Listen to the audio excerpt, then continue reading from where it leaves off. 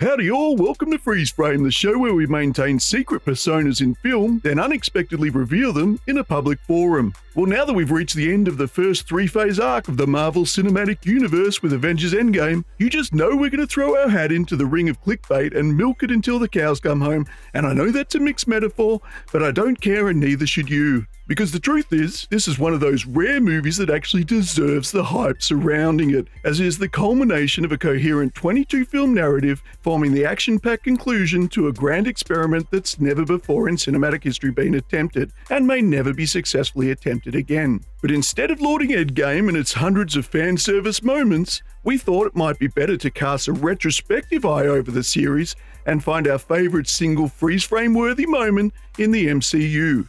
And we couldn't think of a better place to start than the very beginning, back when Iron Man 1 showed us a moment that subverted everything we knew about the superhero subgenre with a single line of dialogue. So today, let's bang on about the press conference scene at the end of the first Iron Man.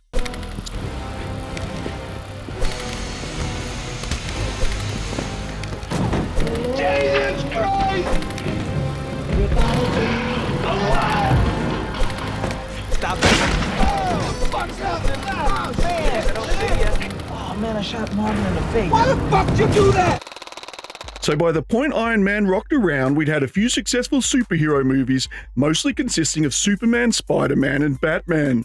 In fact, we'd just seen what we thought was the peak of superhero cinematic achievement with The Dark Knight just a couple of months earlier. And unless you were heavily into comics, chances are when the first Iron Man came around, you were scratching your head about who this character was, what this film was about, and why the hell it wasn't about Batman, Superman, or Spider-Man, who are clearly the best superheroes and the only ones worthy of any kind of filmic rendering. But as we know, Jon Favreau totally hit it out of the park, showing us a superhero who was complex, flawed and charismatic, but set in a grounded and realistic world that wasn't dark and depressing like most that had come before it. But the most revolutionary thing Iron Man did wasn't in its story or transformative character arc, but in the way it defied the well-established conventions of its genre.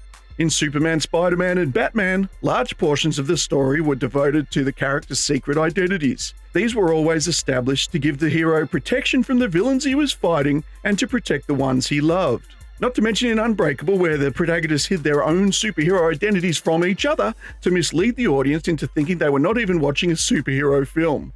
Anyway, point being, it had become such a superhero trope by that stage that it didn't even occur to audiences it could be done any other way. So when the press conference scene comes about and you notice that twinkle in Tony Stark's eye as he struggles to deny his identity as Iron Man to the eager paparazzi, there is a certain tension that builds up in the back of your throat.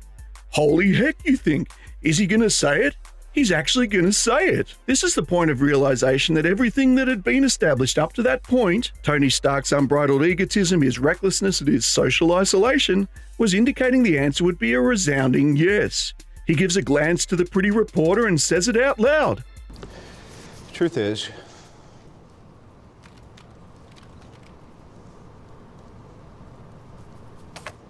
I am Iron Man. And boom, the movie ends to a blast of triumphant rock and roll music as we're left to ponder the implications of his brazen admission. Will it lead to danger in his personal life? Will it change the way the world thinks about vigilantism and law enforcement? Will it cause villains to come out of the woodwork to challenge Tony Stark? And with that, Iron Man left the ashes of all former superhero movie conventions in its wake. The rulebook we had previously considered the superhero Bible was 100% dead and buried. And hello, hello, hello, hello, oh hello, hello, hello, hello.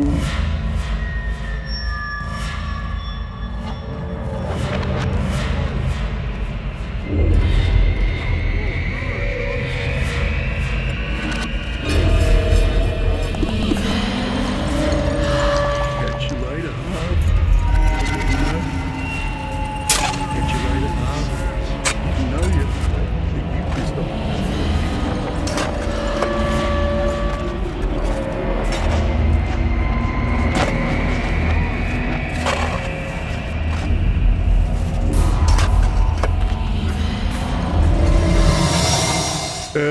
Apologies, peeps. I I guess I was in a trance or something.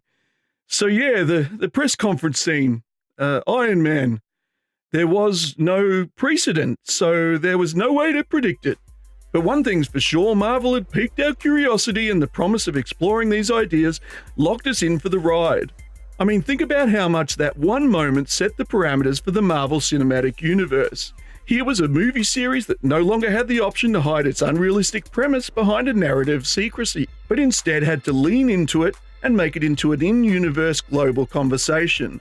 It was a gutsy move and perhaps created an ongoing constraint that forced writers of the following movies to come up with unique and original ways to handle the more far-fetched aspects of their stories. Necessity is the mother of invention and all that shizzle, am I right, peeps? Well, the rest is cinematic history, and it's no accident that the Russo brothers chose to end Iron Man's arc with a callback to this famous moment. Here's what they had to say about it when interviewed.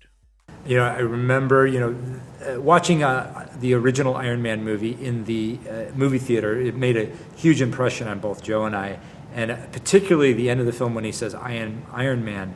Because, up until that moment, superhero movies had been so focused on secret identities and etc.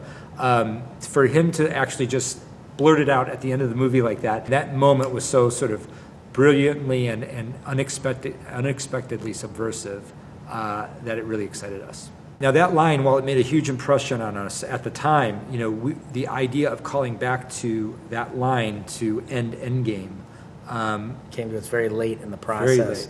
Originally, Thanos would say, "I'm inevitable," and then Tony would smile back and click his fingers, and we just felt like it didn't service the moment correctly, and it didn't fulfill his journey as a character. And we're sitting there with our editor, Jeff Ford, and he said, "Thanos says I am inevitable. What if Tony just responded, and I am Iron Man?" And we went, get out the cameras. We have to shoot that. We're shooting this immediately. Yeah. So there you have it, folks. Don't take my word for it. The creators themselves reckon this is a frame worth freezing.